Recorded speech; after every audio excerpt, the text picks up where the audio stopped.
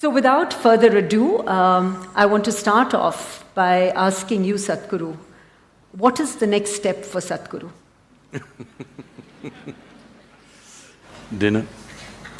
Dinner? I thought that was already over. So we expect a more profound answer from you. It's a very profound answer because you can postpone many things in your life. You can postpone buying a home, buying a car, you can postpone your wedding if you want. It's a good thing. You can postpone your divorce, good to postpone your death, but you can't postpone your dinner. Right now, this is the ugliness which is happening in this country. A whole lot of people are postponing their dinner today. This is the horrible situation that's happening. So, do not consider dinner as not so profound. It's very profound. If you're eating 10 times a day, it's not profound. If you're eating once or twice a day, it is quite profound. So you say something which is, which is very close to my heart. You talked about dinner. No, dinner is about my stomach, not my heart. Okay, we'll get to the heart through your stomach. We live in a world of contrasts, at least as I perceive it. There is obviously the rich and the poor, there are the ones who are impoverished and the satiated. We live in a country where 300 million people go to bed hungry every night. How do we deal with these big social issues? And what is the one message that you would like to give to all of us, where we as individuals can make our own little, big, whatever contribution to being part of the solution rather than waiting for somebody else to do something? Now you're immediately getting into the missionary mode. We can try a little bit of that. Yes, it's a serious problem and an unfortunate problem because we are living in a land which has over 12,000 years of agricultural history, probably the only place on the planet like this. As far as I know, except a few other places in South America, nowhere else on the planet was agriculture organized 12,000 years ago. So we have enormous experience of agriculture, which means the science of producing food. And we are living in a land where 12 months of the year you can grow what you want. Many farmers in Tamil Nadu take 6 crops, 4 crops actually, but in between the intercropping, totally 6 products they're taking out of the same piece of land. Right. Nowhere else on the planet this is really possible.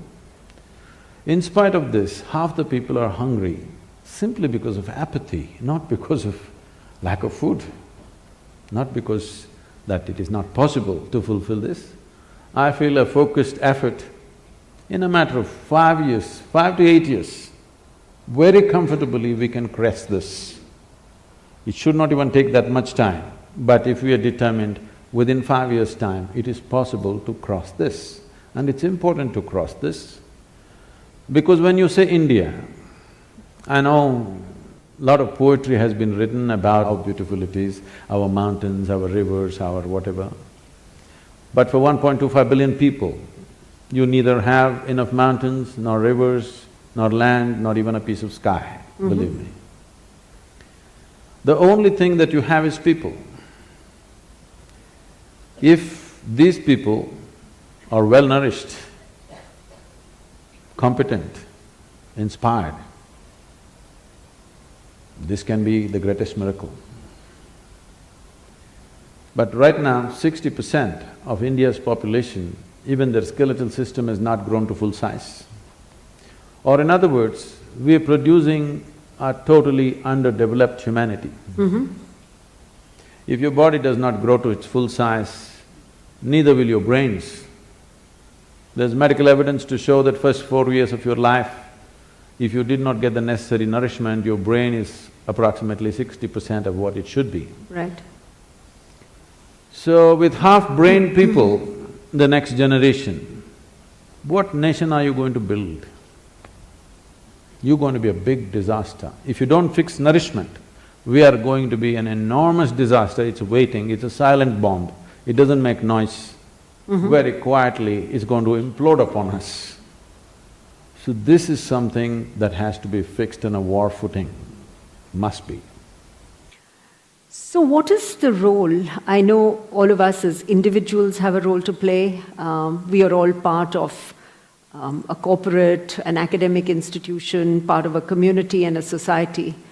So what do you believe is the responsibility? I'm not talking about corporate social responsibility. I'm simply talking about corporate responsibility when it comes to being part of fixing some of the problems that you've just spoken about. No, we are very much involved with nourishment, education, health of the rural populations. I've been talking to many leading lights. Not much light out there.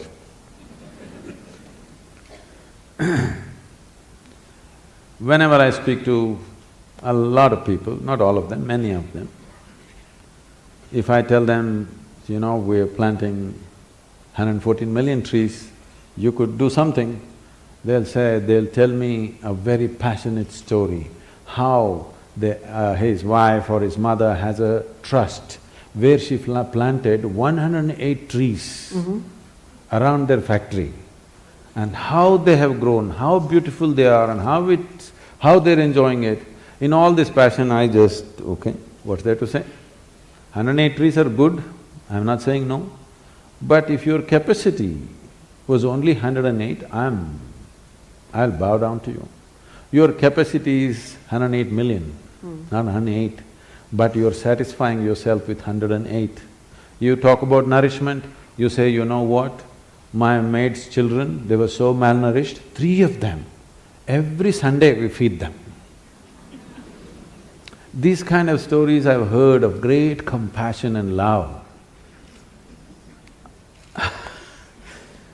So, there is a whole culture of doing something for your satisfaction or doing something because you want to buy a ticket to heaven. I want people to come to a place where you being fulfilled should happen within you. If you want to go to heaven, please leave. But if you want to be a solution, there's another way to work. Right. I fed 2 children and I feel very happy. It's all right, I appreciate that. I'm glad for those 2 children. But this is not a solution, this is only for satisfaction.